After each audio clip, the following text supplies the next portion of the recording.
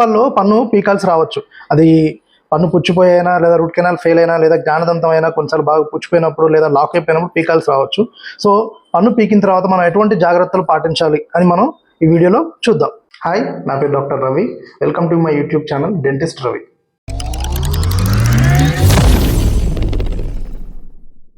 మనకి రెండు రకాలు ఉంటుంది పన్ను పీకేది. ఒకటి నార్మల్ ఎక్స్ట్రాక్షన్, ఒకటి సర్జికల్ ఎక్స్ట్రాక్షన్ అనమాట. అంటే నార్మల్ ఎక్స్ట్రాక్షన్ అంటే నార్మల్గా పన్ను పీకడం అంటే పంటి చుట్టూ ఉండే చిగుర్లని కొంత లైట్గా ఓపెన్ చేసి పన్నును మాత్రమే పట్టుకొని పీకే పద్ధతిని మనం రెగ్యులర్ ఎక్స్ట్రాక్షన్ అని అంటాం.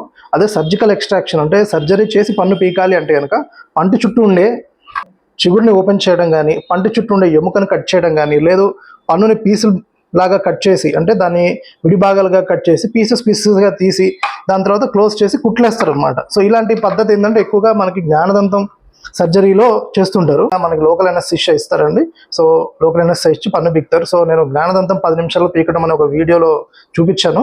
సో మీరు ఆ వీడియో యొక్క లింక్ నేను డిస్క్రిప్షన్లో ఇస్తాను, మీరు చూడొచ్చు. సో ఫస్ట్ అనస్థీషియా ఇస్తారు పన్ను పీకే ముందు, ఎందుకు నొప్పి అనేది తెలియకుండా ఉండడానికి.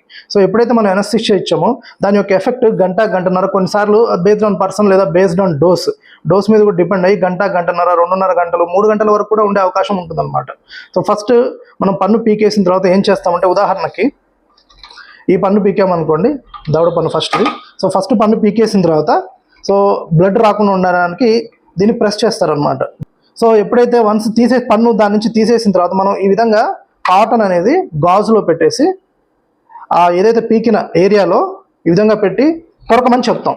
ఓకే, సో ఈ విధంగా కొరికినప్పుడు ఏమవుతుందంటే, ఎప్పుడైతే మనం పన్ను పీకామో, ఎందుకంటే పంటికి నరాల సప్లై ఉంటుంది, రక్త ప్రసరణ కూడా ఉంటుంది. సో ఎప్పుడైతే పన్ను పీకామో ఆ ప్లేస్ నుంచి మనకి బ్లడ్ వచ్చే అవకాశం ఉంటుందన్నమాట. సో బ్లడ్ వస్తూ ఉంటుంది. సో ఆ బ్లడ్ని ఆపడానికి మనం ఈ కాటన్ అనేది కొరికి పెట్టమని చెప్తాం. ఎందుకు, ఒకవేళ లేకపోతే బ్లడ్ అనేది కంటిన్యూగా వస్తుంటుంది అనమాట. సో వన్స్ ఈ విధంగా కాటన్ పెట్టిన తర్వాత ఒక అరగంట నుంచి 40 నిమిషాల వరకు ఆ విధంగా కొరికి ఉంచాలి. ఎందుకు, రక్తం గడ్డగట్టడానికి. ఈ తర్వాత నెక్స్ట్ ఒక అరగంట 45 నిమిషాల తర్వాత ఆ కాటన్ అనేది తీసి పడేసేయాలి, పక్కకి చూసుకోవాలి జాగ్రత్త మొత్తం కాటన్ వచ్చిందా లేదా అని. కొన్నిసార్లు ఏమవుతుందంటే, ఏదైనా కాటన్ ఫైబర్స్ లోపల ఇరుక్కుపోయింది అనుకోండి, ఇన్ఫెక్షన్ ఎక్కువ అవకాశాలు ఉంటాయి. సో ఆ ప్రాపర్గా ఆ గాజ్ కాటన్ తీసేసి మొత్తం వచ్చిందా లేదా చెక్ చేసుకొని ఇమీడియట్గా హాఫ్ అన్ అవర్ తర్వాత ఒక చల్లటి ఐస్ క్రీమ్ కానీ, చల్లటి వాటర్ కానీ, చల్లటి జ్యూస్ కానీ తాగవచ్చు అనమాట. కానీ ఇక్కడ స్ట్రా మాత్రం ఉపయోగించకూడదు. కూల్ డ్రింక్తో మాత్రం అస్సలు తాగకూడదు. కొంతమంది సార్ కూల్ డ్రింక్ తాగచ్చా చల్లటిదంటే అని అడుగుతారు.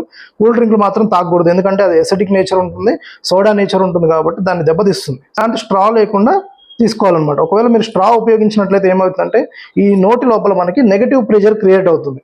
ప్రెషర్ క్రియేట్ అయ్యి లోపల ఏదైతే మనకు గాయం అయిపోయి, ఉదాహరణకి ఇక్కడ పన్ను పీకాం, గాయం అయిపోయి లోపల రక్తం గడ్డగట్టింది అనుకోండి, అది అక్కడి నుంచి ఊడిపోయే ప్రమాదం ఉంటుంది. ఆ రక్తం గడ్డగట్టడం అనేది, ఈ రక్తం గడ్డగట్టడం అనేది కూడా చాలా ఇంపార్టెంట్. ఎందుకు అంటే పైన చిగురులు తొందరగా మానడానికి, లోపల ఎముక కూడా తొందరగా హీల్ అవ్వడానికి ఈ రక్తం గడ్డగట్టడం అనేది చాలా ఇంపార్టెంట్. ఓకే, సో అందువల్ల చల్లటి పదార్థం తీసుకోవాలి. సో వన్స్ చల్లటి పదార్థం తీసుకున్నారు, దాని తర్వాత ఏమవుతుందంటే మెల్లగా ఎనస్థీషియా అనేది తగ్గిపోతుంది, దాని ఎఫెక్ట్.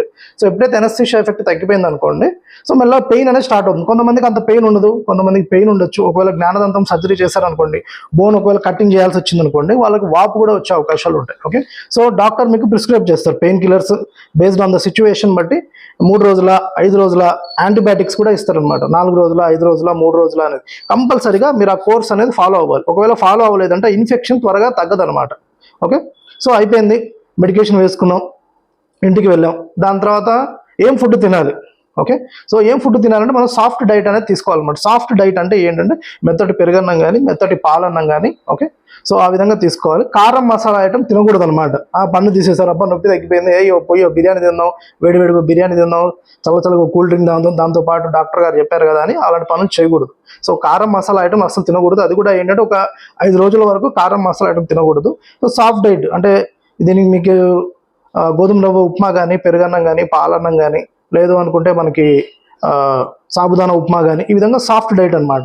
కొంతమంది సార్ జొన్న రొట్టె తినొచ్చా అని అడుగుతారు. సో జొన్న రొట్టె అనేది వేడివేడిగా ఉన్నప్పుడు కొంత మెత్తగానే ఉంటుంది, కానీ ఎప్పుడైతే చల్లారిపోయింది అనుకోండి చాలా గట్టిగా అయిపోతుంది. సో అలాంటి వాటి కొరడానికి ట్రై చేయొద్దు. మెత్తగా ఉన్నప్పుడు తీసుకుని కానీ గట్టిగా అయిపోతే మాత్రం తినడానికి ట్రై చేయొద్దు. ఎందుకు, దాని మీద ప్రెజర్ పడి పెయిన్ వస్తుంది. అయితే కొన్ని సందర్భాల్లో ఏమవుతుందంటే, కొంతమందికి ఫస్ట్ 24 అవర్స్లో రక్తం గడ్డగడుతుంది. సో ఈ 24 అవర్స్ లోపు మనం ఉమ్మ అనేది బయటకు ఉయ్యకూడదు అనమాట. ప్రెజర్గా ఒకవేళ ఉమ్మ వచ్చినా కూడా మింగేసేయాలి. ఎందుకు, మీరు ఉమ్మడానికి ప్రయత్నించినప్పుడు లోపల నెగటివ్ ప్రెజర్ క్రియేట్ అవుతుంది. అది ఏదైతే రక్తం గడ్డగట్టిందో పీకిన ఏరియాలో అది డిస్లాడ్జ్ అంటే అది ఊడిపోయే ప్రమాదం ఉంటుంది. సో అనేది కూడా 24 hours వరకు బయటకు పోయకూడదు. సో అయిపోయింది, భోజనం తిన్నాం, నైట్ ట్యాబ్లెట్ వేసుకుని మళ్ళీ పడుకున్నాం, పొద్దున్న లేచాం, బ్రషింగ్ చేయాలా వద్దా? సో ఈ కొంతమందికి ఏంటంటే బాగా ఉదాహరణకి ఇప్పుడు జ్ఞానదంతం సర్జరీ అయిందనుకోండి, నోరు తెరుచుకోవడం కొంచెం ఇబ్బందిగా ఉంటుంది కాబట్టి ఫింగర్తో క్లీన్ చేసుకోవచ్చు. అదే నోరు తెరుచుకోవడానికి కొంత ఈజీగా ఉందని వాళ్ళు బ్రషింగ్ అనేది మామూలుగా జస్ట్ లైట్గా తీసుకొని ఎక్కువ ప్రెషర్ లేకుండా, ఉదాహరణకి ఇక్కడ పన్ను బీకామనుకోండి, ఈ ఏరియా బ్రష్ చేయకుండా మిగతా ఏరియాలు బ్రష్ చేసుకోవచ్చు, నీట్గా మెయింటైన్ చేసుకోవచ్చు. ఓకే, సో ఈ విధంగా బ్రష్ చేసుకున్న తర్వాత వెచ్చటి సాల్ట్ వాటర్ కానీ మనం ఎక్కువ ప్రెషర్ లేకుండా పుక్లించుకోవచ్చు అనమాట. లేదు బ్రషింగ్ కూడా ఎందుకు వద్దు రిస్క్ అనుకుంటే కనుక మీరు ఫింగర్తో కూడా క్లీన్ చేసుకోవచ్చు. ఒక 2-3 days చేసుకోవచ్చు, దాని తర్వాత బ్రష్ రెగ్యులర్గా యూస్ చేయొచ్చు అనమాట. ఈ సందర్భాల్లో ఏంటంటే 24 గంటల తర్వాత కొంతమందికి మళ్ళీ బ్లీడింగ్ స్టార్ట్ అయ్యే అవకాశాలు ఉంటాయి, అంటే హిమరేజ్ అని కూడా అంటారు అనమాట. ఎందుకు అంటే కొంతమందికి అది జరుగుతుంటుంది. సో అలాంటప్పుడు ఇమీడియట్గా మీ దగ్గర డెంటిస్ట్ కానీ, మీకు ఎవరైతే ట్రీట్మెంట్ చేస్తారో డెంటిస్ట్ కానీ కలవాలి. ఎందుకు? ఆ రక్తం అనేది కొన్నిసార్లు వచ్చేస్తుంది అనమాట ఫ్లోగా. సో దాన్ని మళ్ళీ ఆపాలంటే కొన్నిసార్లు కుట్లేయాల్సి వస్తుంది అనమాట. సార్ ఒకవేళ కుట్లేస్తే ఏంటి సిచ్యువేషన్ అంటే, కుట్లే వేసిన తర్వాత మనకి ఒక వారం నుంచి 10 రోజులు టైం పడుతుంది ఆ హీల్ అవ్వడానికి. కుట్లేసిన తర్వాత ఒక వారం 10 రోజుల తర్వాత మిమ్మల్ని డాక్టర్ గారు మళ్ళీ రమ్మంటారు కుట్లు తీయడానికి. ఓకే, సో ఆ 10 రోజుల తర్వాత చూసి ఒకవేళ ప్రాపర్గా హీల్ అయింది అనుకోండి, గాయం ప్రాపర్గా మానిపోయింది అనుకోండి, ఆ కుట్లు అనేవి తీసేస్తారు. ఓకే, సో ఆ కుట్లు అవి తీసేస్తారు. ఒకవేళ మానలేదు, ఇంకా కొంచెం టైం పడుతుంది అనుకుంటే మళ్ళీ ఒక 2-3 రోజులు దాన్ని పోస్ట్ పోన్ చేసే అవకాశం ఉంటుంది. ప్రక్రియలో కనుక బోన్ కట్ చేయాల్సి వస్తే ఏంటంటే, బోన్ కట్ చేస్తే మాక్సిమం 90% వాళ్ళకి వాపు అనేది వస్తుంది. అంటే ఉదాహరణకి ఇటువైపు ఈ పన్ను పీకాల్సి వచ్చింది అనుకోండి, జ్ఞానదంతం బోన్ కట్ చేసి తీయాల్సి వచ్చింది అనుకోండి, వాపు అనేది డెఫినెట్గా స్టార్ట్ అవుతుంది. సో ఒకవేళ వాపు ఉందనుకోండి, ఏదైనా కోల్డ్ ప్యాక్ తీసుకోవాలి. కోల్డ్ ప్యాక్ ఉంటుంది చల్లటిది. లేదు అనుకోండి, కొన్నిసార్లు మీ ఇంట్లో ఏదైనా పెరుగు ప్యాకెట్ కానీ లేదా ఐస్ క్యూబ్స్ కానీ ఏదైనా ఉంటే కనుక ఈ విధంగా ఇటువైపు పెట్టుకొని దాని మీద నొక్కుతూ ఉండాలన్నమాట బయట, సో దట్ ఆ పెయిన్ అనేది తక్కువ ఉంటుంది. ఇంకొంతమందికి ఏంటంటే, మనం ఉదాహరణకి ఇటువైపు పన్ను పీకామనుకోండి, సో నైట్ పడుకునేటప్పుడు ఇటువైపు పన్ను పీకితే మనం రైట్ సైడ్ పడుకోవాలన్నమాట. ఎడమవైపు పన్ను పీకితే మనం కుడివైపు పడుకోవాలి. అదే ఒకవేళ కుడివైపు కనుక పన్ను పీకితే ఎడమవైపు పడుకోవాలి. ఎందుకంటే దాని మీద ప్రెషర్ పడకుండా ఉంటుంది, నొప్పి అనేది కూడా తక్కువగా ఉంటుంది అనమాట. అదంతా పీకిన తర్వాత నోరు అనేది పెద్దగా తెరుచుకోదండి, ఎందుకంటే ఈ ఏరియాలో బోన్ కటింగ్ అయ్యి చేసినప్పుడు ఏంటంటే ఆ పెయిన్ వల్ల నోరు పెద్దగా తెరుచుకోదు.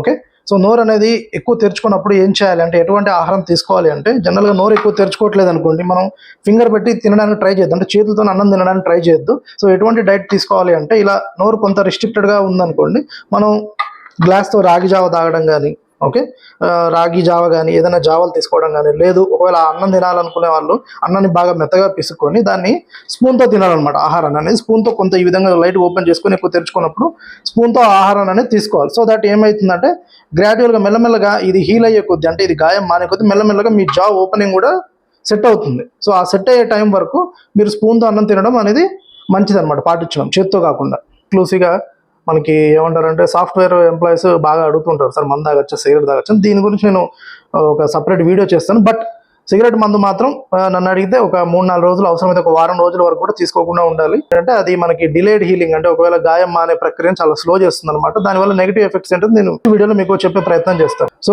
చూసారు కదా, పన్ను బీకిన తర్వాత ఎటువంటి జాగ్రత్తలు పాటించాలనేది. సో ఈ వీడియో కనుక మీకు నచ్చినట్లయితే లైక్ చేయండి, 10 మందికి షేర్ చేయండి అండ్ సబ్స్క్రైబ్ చేయండి. మోర్ డెంటల్ వీడియోస్ కోసం మా ఛానల్ని ఫాలో అవ్వండి. Thank you.